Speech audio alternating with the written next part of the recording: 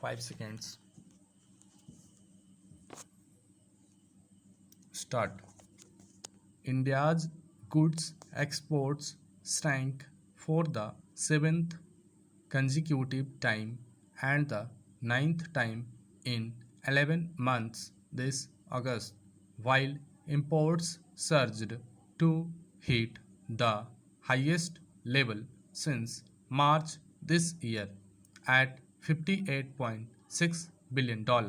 Inbound shipments were still 5.2% below last August's level, but exports fell by a relatively steeper 6.9%, leading to a $24.2 billion trade deficit, the widest since October 2022.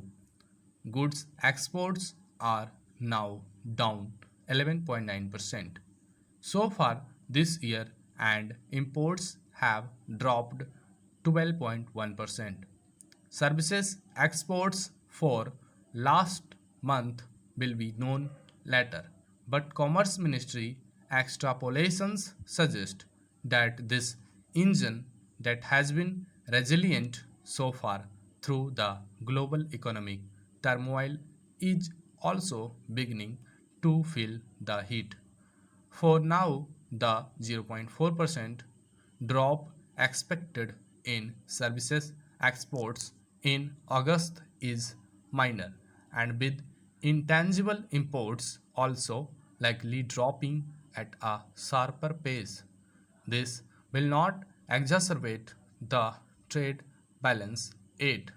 However, shrinking services exports imply that their ability to bridge the goods trade deficits that bear up sharply last year will be restricted, thus raising the possibility of wider current account deficits from this quarter.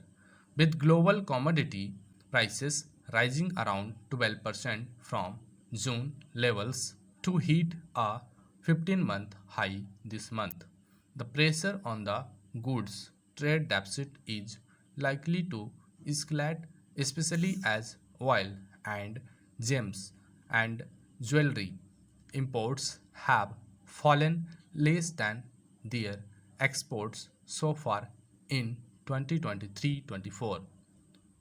In the first 4 months of this fiscal, about half the decline in outgoing shipments has been fueled by petroleum, despite volumes rising 6% as prices fell 27%.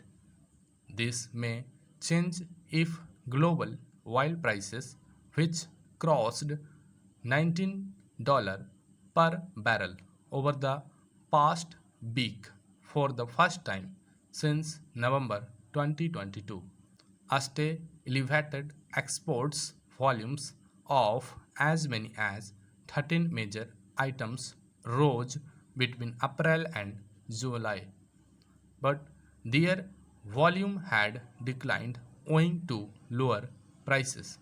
That is a good omen about demand for Indian goods amid the gloom, and the government believes rising commodity prices will help trade tollies, but they could also be a double-edged sword for India, as it's a strategic gambit to import more Russian oil has turned less lucrative.